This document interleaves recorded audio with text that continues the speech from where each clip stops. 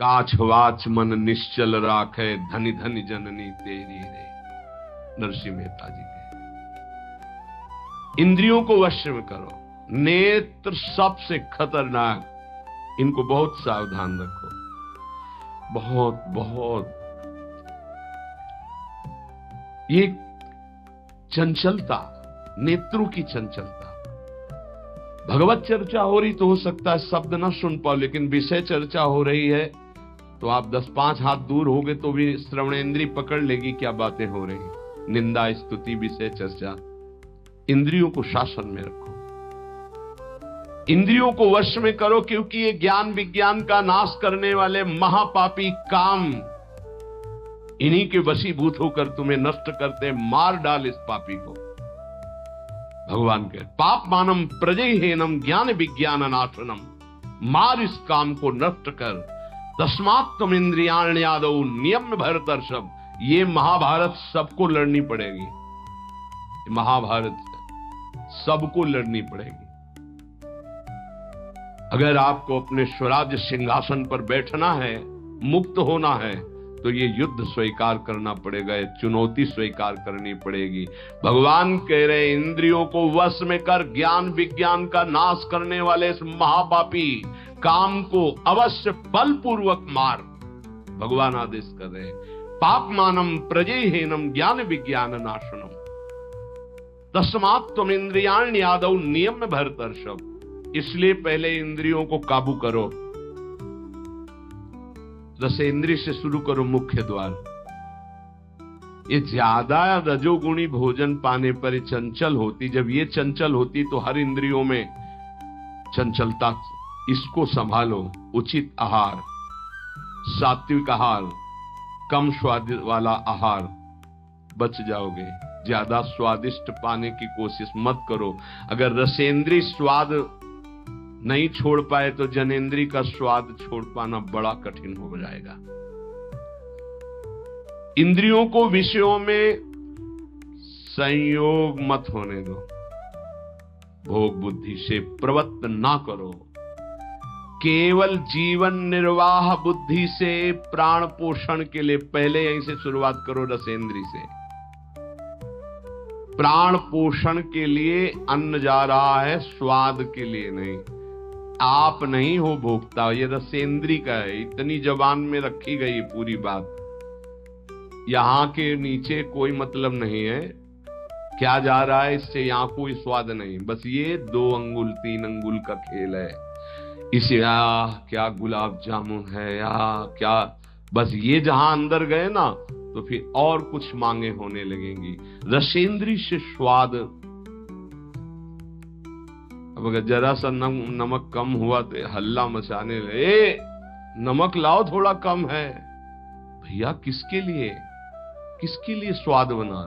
कभी कभी तो मनाओ कि नमक डालना भूल जाए, फिर देखे कैसा लगता है। कभी कभी बिना स्वाद के भी भोजन पाना चाहिए। हाँ, ऐसा करो। मन चंचलता रहित हो जाए, इसके लिए सात्विक भोजन करो। अच्छे अच्छे पदार्थ इसको दिखा दो। हाँ, जैसे आज साधु सेवा भंडारा ऐसे जैसे होता है, कभी ऐसा उत्सव आदि में दिखा गुलाब जामुन। जब परोसने आवे तो क्यों आज थोड़ा उधर ऐसे बस दिखा। अब वो जले गए, हाँ बोल दो अंदर। हाँ, गरम गरम धुआं उठता हुआ समोसा, हरी चटनी, लाल चटनी और वो सेवई नमक वाली। हाँ ऐसे। अब ये खा के तुम ध्यान करोगे किसका, अब ये निर्णय तुम करो। ये चीजें खा के तुम ध्यान करोगे, प्रभु का तो ध्यान होने वाला नहीं। सात्विक भोजन पाने से हमारे अंदर भजन की वृत्ति बढ़ती है, और रजोगुणी तमोगुणी भोजन पाने से भोग वासना बढ़ती है, निद्रा प्रमाद स्थिति आती है। बिल्कुल सच्ची बात समझो, ये 3 गुणों से हर सामग्री बनी हुई। इसीलिए संतों ने निर्णय किया आप ये पा सकते हैं, ये पा सकते हैं, ये पा सकते हैं। खूब अनुभूति विषय है, इसलिए मना किया गया। आप ये नहीं पाएंगे। क्यों नहीं, भगवान ने तो सब कुछ बनाया है पाने के लिए, तो पाने के लिए भी बनाया है, तो फिर और व्यवस्था भी भगवान ने बनाई है। रौ रौ नरक, अंधतामिस्त नरक, ये भी भगवान ने बनाए हैं, तो इनका भी स्वाद आप लीजिए। सावधान शतोगुणी भोजन संयम पूर्वक पाइए, नाम जप करते हुए, और इतना कि बस लगे कि हाँ, थोड़ा वजन लगने लगे कि हाँ हो गया, बंद कर दो, शाम के फिर पा गए ना कोई। अब तुम्हें तो ये है नहीं कि पता नहीं मिले कि ना मिले, कै दिन मिले कै दिन ना मिले, उसमें होता है कि अब जो मिला है डाल लो, पता नहीं कै दिन बाद मिले। तो आप लोगों को तो एक मिलता है, तो संयम में आपके पास व्यवस्था श्री जी ने सबकी कर दी। तो संयम से आहार, और अच्छे पदार्थ ना लो तो अच्छा है, अगर लो तो बहुत कम लो, थोड़ा। खीर हटाओ और सब कुछ अब पीने दो, तो वो मन, खीर में नुकसान नहीं है, गुलाब जामुन में नुकसान नहीं, वो जो मन को बढ़ावा मिला रसेंद्री के द्वारा, अब वो इतने में तृप्त नहीं रहेगा, वो और इंद्री को लेकर के भ्रमण करवाएगा हमको। और जब इसको मारना, जैसे मन हमसे गलती करवा देता है तो क्या खाओ, गाल में मारो, तो त्वगेंद्री पिट रही, उससे क्या होना है। इसको कैसे मारा जाए, इसको ऐसे मारा जाता है, ऐसे। जैसे गुलाब जामुन, भैया आज हमारा पेट दर्द कर रहा है, वो कहेगा नहीं, कहो नहीं नहीं, बिल्कुल नहीं कहेंगे। वो जो मन को पीड़ा हो रही, अब वो पिटाई हो रही। साधक मन को बहुत दुलार करता, पीट नहीं पाता। इसको पीटना सीखो, बहुत जल्दी ठीक हो जाएगा। ये कहता है आज ये देख ले, हाँ हाँ बढ़िया है, चलो चतुरासी जी शुरू करते हैं। वो कहेगा नहीं नहीं, चतुरासी जी शुरू कर। उसको मारना है तो उसके विपरीत चलना पड़ेगा।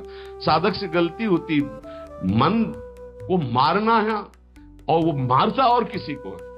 आज ये नहीं कहे, आज ये नहीं, आज ऐसे नहीं, आज अच्छा। मान लो आप परिक्रमा दे आए, तो शरीर को पीड़ा पहुंच रही, मन को कोई फर्क नहीं पड़ रहा। मन जिसको चाह रहा है वो चीज उसको ना दो तो उसको पीड़ा होती है, और उस पीड़ा को आप अपनी मान लेते हैं, इसलिए दुलार करते हैं। इस रहस्य को समझिए, मन की पिटाई जरूरी है, और ये इतने सुरक्षित रहता है कि इसको दुलार करना होता है, पीटना होता नहीं। इसकी पिटाई है कि ये जब जो मांगे आज ऐसे, तो दिखा दिया कि हाँ देखो ये है, मिलेगा नहीं तुम्हें पाने को, और वो जलन पैदा करेगा। 5 मिनट का चांस है, 1-2 बार केवल आएगा ये कि गुलाब जामुन गुलाब जामुन, फिर बाद में तो मिलना। और रोज कौन मिलता है, हाँ नहीं कोई बात नहीं है, धैर्य रखिए। और अगर वहां सब कुछ बना हुआ साथ में केवल खिचड़ी, तो खिचड़ी परोसा लीजिए, वो जलेगा, आप देख लेना वो जलेगा। ऐसा क्यों कर रहे हो, इसलिए कर रहे हैं कि हमें श्री जी चाहिए। बदमाश, तुझे हम जो दे, फिर इसके बाद हमसे और मांग करेगा। संतों ने इसको ऐसे वश में किया है। बहुत कठिन, बहुत कठिन है। अगर सामने से मिठाई प्रिय है और वो निकल जाए, आप परोसाओ ना, तो आप देख लो, कामा संजायते क्रोधा, भौं चढ़ जाएगी अपने आप से। कितनी बड़ी चूक हो रही है। परम पद फीका लगेगा, गुलाब जामुन मीठा लगेगा, ये बहुत बेईमान है। आप इस बात से समझ, मतलब सावधान रहें कि इसकी चाल में ना फंसे, इसकी पिटाई जरूर करनी है। मन कहां से पीटा जाता है, इसकी मांग को ना कर दो, बस इसकी पिटाई शुरू हो गई। ये कह रहा है ये चाहिए, उसके विपरीत नहीं। अब वो जलेगा, जलेगा, पवित्र हो जाएगा। और उसने मांगा, वो आपने दे दिया, अब वो और मांग रख देगा, वो आपको परेशान कर। तस्मात् त्वमिन्द्रियाण्यादौ नियम्य भरतर्षभ। हे अर्जुन, ये राग पूर्वक जब किसी वस्तु को पाता। अच्छा, और दूसरा उपाय, गुलाब जामुन पाना है या 5 गुलाब जामुन देना, थोड़ा नमक ले आना और शांति।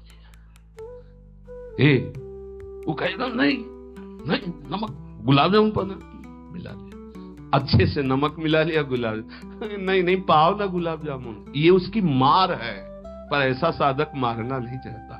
सब्जी साइड में करके एकदम दोना में लग, रस सहित जे भी ऐसे किया, पूरा फूटा मुंह में। तो अब वो मन का पोषण हो रहा है। हर वस्तु का ऐसे ही, सब हर विषय का ऐसे ही है। तो अब अपने लोग मन को तो समझ नहीं पा रहे, उसको पीट नहीं पा रहे, वो हमको फंसा के पीटता चला जा रहा है। बहुत पीटता है, देख लो, बहुत पीटता है मन, बहुत पीट। इसकी पिटाई चाहिए। कोई गुरु कृपा पात्र इसको पीटना शुरू करता है, यही उसकी पिटाई है कि इसके विपरीत चलो, जो मांग इसकी हो रही है उसके विपरीत चलो। जैसे बहुत बढ़िया स्वादिष्ट सब्जी बनी है, अब उस खीर भी परोसी गई, तो खीर और सब्जी दोनों को मिला दो, न सब्जी का स्वाद न खीर का स्वाद, 2 रोटी 3, वो जलेगा कि यार तुम कैसा क्यों कर रहे हो। बस तुम कर लो ऐसा, तो रसेंद्री ठीक हुई तो सब ठीक हो जाएगा। शास्त्रों में वर्णन किया गया धैर्यवान वही है जो रसेंद्री और जनेंद्री को, बस 2 इंद्रियों की चर्चा हुई और तो सब अपने आप हो जाएंगी। और रसेंद्री प्रधान, रसेंद्री ना हुई तो फिर आगे जो राग पूर्वक भोग, कोई भी भोग किया जाए वो बिल्कुल द्रवित हृदय में छप जाता है, बार बार पीड़ा पहुंचाता है, ना चाहते हुए भी साधक का पतन कर देता है। यही है, ना चाहते हुए पाप कौन करवाता है। आहार का बहुत बड़ा फर्क पड़ता है। अगर हम आहार पर संयम कर लें तो निश्चित काम पर विजय प्राप्त की जा सकती है। अगर आहार पर संयम नहीं, उचित आहार से अब देखना खाते खाते मर जाते हैं, लेकिन खाने की इच्छा पूर्ति नहीं होती। यही चमत्कार माया का। 2 रोटी डाल लो, फिर भजन देखो कैसा होता है, देख लो ना आप करके। खट्टी डकार आ रही है यहां से, फिर भी शाम के बैठे हैं, आलू का पराठा और चटनी ये और वो, फिर जाके पचाने में पूरी ताकत। भजन कैसे करोगे? थोड़ा भोजन करो, खाते खाते मर गए यार। आज यहाँ का, कल वहां का, परसों यहाँ का, संसारी पुरुष इसी में लगे रहते हैं। सुनो, उतना डालो जितना प्राण पोषण के लिए। कभी ऐसा देखो कि पेट में वजन ना आने पावे।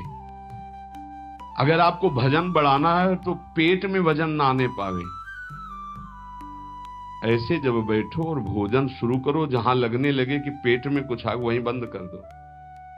और 1 दिन का अभ्यास, निर्णय करो कि 2 रोटी इतना इतना इतना हो, तो नहीं।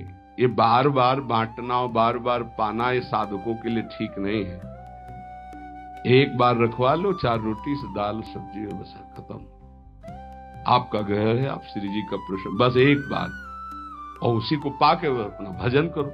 एक कार है जीवन को, खाते खाते अवस्थाएं बदल गई। बचपन से लेकर 50-60 वर्ष को वही खाने की इच्छा। कभी तो थोड़ा मन वही फंसाए है, मृत्यु आ जाएगी फिर भी खाने से तृप्ति नहीं होगी। एक बार इस रसेंद्री को काबू में किया जाए। भोजन पर सावधान, थोड़ा अल्पाहार, इतना जिससे हमारे प्राणों का पोषण हो जाए, सब ठीक हो जाएगा। आप देख लेना, अल्पाहार। अगर भोजन सुधार नहीं होगा तो फिर भजन में सुधार नहीं होगा। भोजन, बहुत प्राण शक्ति प्रबल है आपकी, ऐसे नहीं निकल जाएगी। बहुत प्राण शक्ति बलवान होती है। वायु, अन्न, जल उचित चला गया तो खूब साधना बनेगी। इसलिए कोई भी वस्तु राग पूर्वक सेवन न की जाए। ये ज्ञान मार्ग, भक्ति मार्ग, जो मार्ग के उपासक, उनको इस बात पर विशेष ध्यान रखना, चाहे गृहस्थ हो चाहे विरक्त हो। शास्त्र के अनुसार कर्तव्य कर्म होने चाहिए और राग रहित आहार विहार होना चाहिए। पूज्य श्री पंडित गया प्रसाद जी के शिष्य मास्टर बाबा, उनके पास जितने साधक रहते थे तो उनकी सब्जी में नमक नहीं, खीर में चीनी नहीं, ऐसे ही उल्टा सीधा बनता था। तो जानते हो कैसे साधक रहते थे? 2-4, जब दंडोती परिक्रमा लगा रहे थे तब वहां गए थे 2-4 साधक। जब शाम के मिला ना तो वहां कुछ पकड़ में नहीं था कि रोटी से सब्जी पाओ तो कुछ पकड़ में आवे, या दूध और चावल मिला के रखा गया तो कुछ पकड़ में, कुछ पकड़, न मीठा न खट्टा न नमकीन न कुछ। भगवत धाम को प्राप्त हो चुके हैं। बहुत अच्छे महात्मा थे पूज्य श्री मास्टर बाबा जी। ये बड़े बड़े महापुरुष ऐसी चाल क्यों चलते हैं? क्योंकि वो अपनी इंद्रियों को काबू में रखना साधकों को सिखाते हैं। काम को मारने के लिए सबसे पहले इंद्रियों का नियमन करने को श्री भगवान कह रहे हैं। तस्मात् तुम इंद्रियाण्यादौ नियम में भरतर्षभ, इनको पहले कंट्रोल में करो। कान से भगवत वार्ता, अच्छी वार्ता सुनो। नेत्रों से अगर कहीं एक बार कोई ऐसा दृश्य उपस्थित हो जाए प्रकृति में तो प्रणाम करके दोबारा नेत्र मत पहुंचाओ। जहां आकर्षण हो वहां बार बार नेत्र मत पहुंचाओ। वाणी से कभी अश्लील संभाषण, गंदी बातें मत करो। खान पान संभालो, इंद्रियों को संभालो, ठीक हो जाएगा। जब तक साधक इंद्रियों को संभालता नहीं तब तक उसकी दृष्टि भगवान की तरफ न रहकर भोगों की तरफ होगी। आज ये बनेगा। अच्छा, और पहले से संकल्प मन बना लिए इसमें तो ये ज्यादा नहीं तो ऐसा है कि आप जो चाहो जितना ले सकते हो। हाँ हाँ, खुली छूट है। इंतजार हो रहा कब वो 11 बजे, कब 12 बजे। ये संकल्प विकल्प को मारना है। कभी कभी ऐसा कर लिया करो, ज्यादा मन तैयार हो गया ना कि आज तो उत्सव है, बहुत गोल कर दिया, आज उपवास करेंगे हम। सब मत करना, नहीं तो गड़बड़ हो जाएगा। अलग अलग उत्सव में एक एक दो दो, आज नहीं पाएंगे, आज भूखे रह करके रहे। फिर आप देखो जो आपको मन जलन पहुंचाएगा वही मन को अधीन करने के बिना इसके अधीन नहीं होने वाला। ये भी बात समझ लीजिए, यहीं से अधीन किया जाता है। जैसे अपने लोग अब सावन भर केवल गंगा जल पीकर रहेंगे, जो भगवान शिव की उपासना गंगा किनारे सावन खूब आराम से 2 4 5 दिन शिथिलता होती है, इसके बाद वो शरीर उसी ढांचे में ढलने लगता है और गंगा जी में सब सामर्थ्य विराजमान है। सही, कभी हम अपने शरीर को शक्तिहीन अनुभव नहीं किया। गंगा जल में इतना पावर विराजमान है, ऐसे पदार्थ विराजमान है।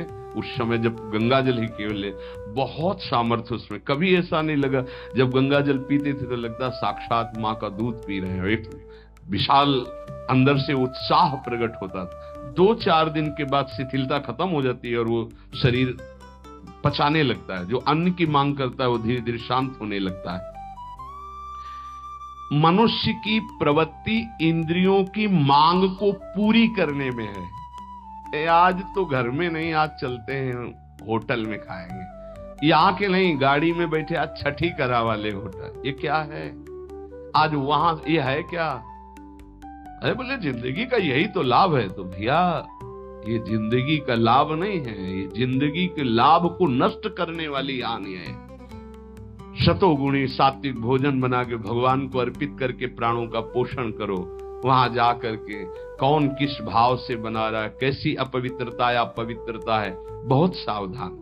सबसे पहले काम इंद्रियों को फंसाता है, जिससे उसमें विषय की कामना होती।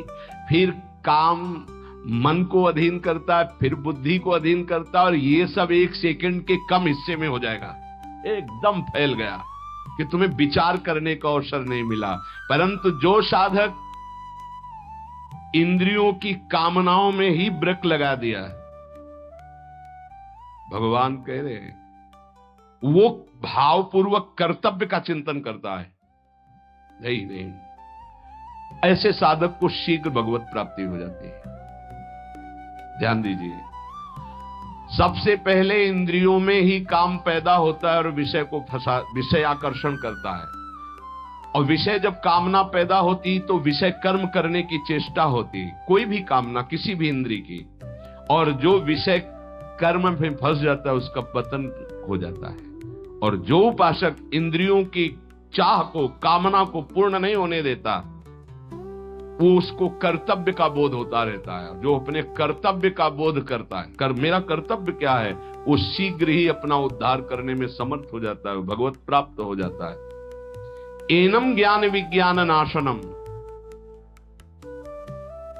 ये ज्ञान विज्ञान का नाश करने वाला काम है। तुम्हारा कितना भी अनुभव ढक देगा, कितना भी बुद्धि आपकी प्रवीण हो, बड़े बड़े जवाब देने वालों को लाजवाब कर देता है। ऐसा है, काम ऐसा है कि बहुत जवाब देने वाले को जवाब रहित कर देता है। उसका उत्तर नहीं दे पाओगे जब काम तुम्हारे अंदर प्रश्न करेगा। विज्ञान अनुभव साधना का सब ढक देगा, ज्ञान विज्ञान दोनों को। तत्व ज्ञान का यहां बात नहीं है, क्यों? ज्ञानी का शब्द है शास्त्र ज्ञानी से, बोध संपन्न महापुरुष से नहीं स्वात्मा रामम विषय मृग तृष्णाम भ्रमयति। यहाँ भक्त जो अभी साधन काल में है, प्रेमी भक्त के नहीं, दो को कोई परास्ती नहीं कर सकता। प्रेम लक्षणा भक्ति से युक्त महापुरुष और तत्वबोध महापुरुष, ये ज्ञानी शास्त्र ज्ञानी, और ये भक्त अभी साधन मार्ग का। कामना संपूर्ण पापों की जड़ है। पाप मानम ही प्रजय, इसलिए कामना उत्पन्न होते ही पाप क्रिया में रुचि हो जाती है। आगे चल करके वो इतना अंधा हो जाता है कि सत मार्ग छोड़ करके पाप कर्म में ही लग जाता है। बहुत बहुत डरावना विषय, बहुत भयावह विषय है। भगवान इसलिए काम को महापापी बता करके आज्ञा करते हैं कि साधक इसको अवश्य मार डाले। पाप मानम प्रजयहीनम ज्ञान विज्ञान नाशनम। तो जो आदेश कर रहे हैं वही सामर्थ्य देंगे, इसलिए इन्हीं की शरण में होके इनका नाम